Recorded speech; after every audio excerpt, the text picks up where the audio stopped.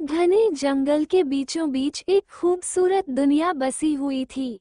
चारों तरफ ऊंचे ऊंचे पेड़, लटकती हुई बेलें, रंग बिरंगे फूल और हवा में गूंजती चिड़ियों की मीठी आवाजें। ये जंगल बिल्कुल वैसा ही था जैसा हमने मोगली की कहानी में देखा है, रहस्यमयी, हरा भरा और जिंदा। इसी जंगल में एक क्यूट सा मोटा सा पांडा और उसका छोटा बेटा छोटू पांडा अपनी मम्मी के साथ रहते थे। माँ पांडा बहुत समझदार और प्यार करने वाली थी। वो हर दिन छोटू को सिखाती थी कि जंगल सुंदर है, लेकिन खतरों से भी भरा हुआ है। छोटू पांडा बहुत नटखट था। उसे उछलना कूदना, पेड़ों पर चढ़ना और इधर उधर भागना बहुत पसंद था। माँ की बातें उसे अक्सर बोरिंग लगती थीं। वो सोचता था कि वो सब कुछ खुद संभाल सकता है। हर सुबह माँ उसे समझाती थी कि जंगल में इंसानों के बनाए जाल होते हैं। कुछ जगहों पर जाना खतरे से खाली नहीं होता और अकेले दूर जाना ठीक नहीं। लेकिन छोटू पांडा इन बातों को दिल से नहीं मानता था। उसका मन हमेशा नई जगह देखने के लिए मचलता रहता था।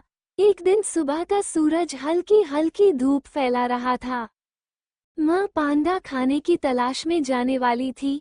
जाने से पहले उसने छोटू को सुरक्षित जगह पर रहने का इशारा किया। लेकिन जैसे ही माँ थोड़ी दूर गई, छोटू का मन फिर शरारत करने लगा। उसे लगा कि आज वो जंगल के उस हिस्से को देखेगा जहाँ जाने से मना किया गया था। धीरे धीरे छोटू पांडा घर से दूर निकलता चला गया।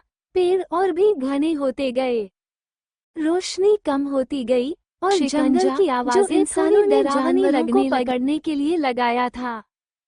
छोटू को इसका अंदाजा नहीं था। जैसे ही उसने आगे कदम बढ़ाया, उसका छोटा सा पैर उस शिकंजे में फंस गया।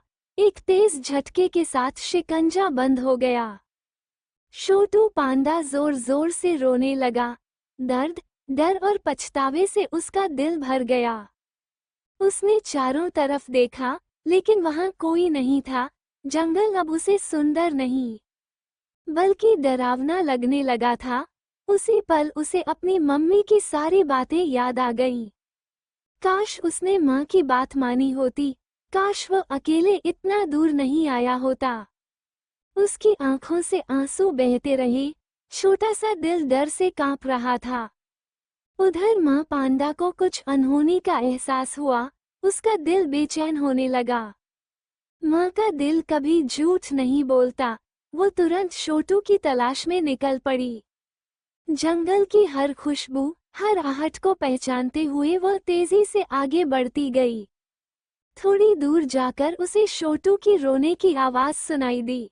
माँ पांडा और तेज दौड़ी, और फिर उसने देखा, उसका बच्चा एक शिकंजे में फंसा हुआ था। माँ पांडा ने बिना वक्त गंवाए अपनी पूरी ताकत लगाकर शिकंजे को ढीला किया। काफी मेहनत के बाद छोटू का पैर आजाद हो गया। माँ ने छोटू को अपने सीने से लगा लिया।